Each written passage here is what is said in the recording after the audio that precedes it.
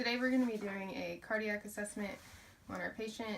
His name is Josh, 21 years old, and we're just going to be doing listening to his heart sounds and then talking a little bit about the location and why we listen there, and then talking about just like a full body assessment while you're looking at someone that has to do with the cardiac system as well.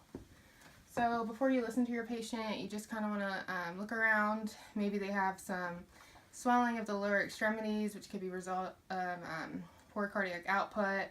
You could also ask if they had any cardiac history. Do you have any cardiac history that you know of? No. And then you also just, you could assess, the chest region. Is their skin intact?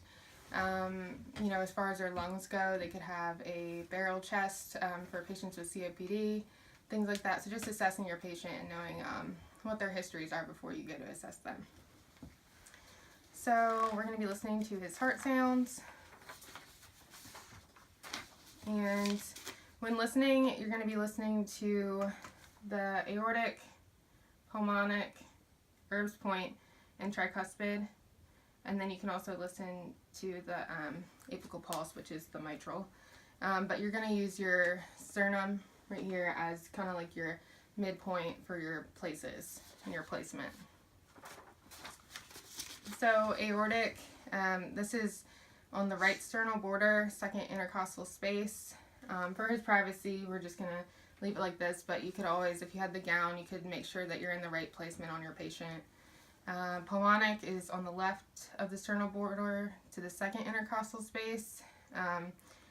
This is going to be your dub sound, and then you have Erb's point, which is on the left of the sternal border in the third intercostal space. And then you have tricuspid, which is left of the sternal border, fourth intercostal space. And then mitral, which is your apical pulse that you hear. Midclavicular line, fifth intercostal space. And just making sure that you're kind of just aware of the placement, and if you really need to, you can just use your sternum as your midpoint for that. This is just a paper that if your patient wanted, you could educate them on the placement, but it's also just kind of helpful, and it just shows the placement and then the sternum and where you would place your stethoscope for your patient. And then I have this paper here as well, which shows aortic, pulmonic, Erb's point, tricuspid, and mitral. So we're going to go ahead and listen to our patient. You might hear arrhythmias, different things, and it's kind of hard when you hear things you might not be sure what they are, and that's when you might need like a 12-lead EKG, which is more comprehensive into telling you what your patient is experiencing. So I'm just going to try and find it without being able to visualize.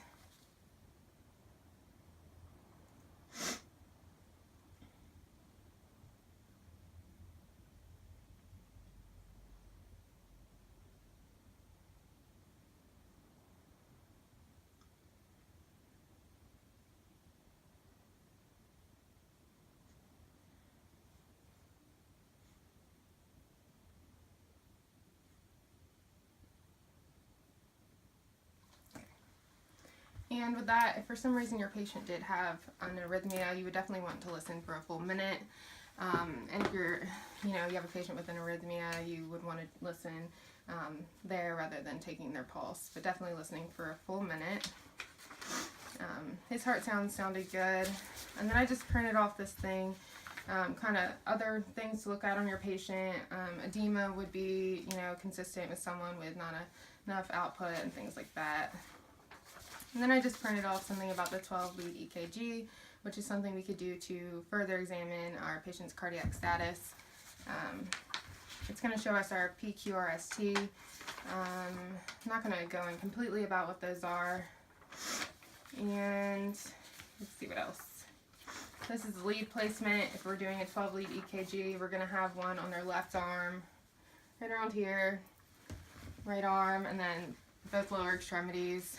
And then we also have V1 through V6. So V1 is about here, V2, and then you have V3, 4, 5, and 6.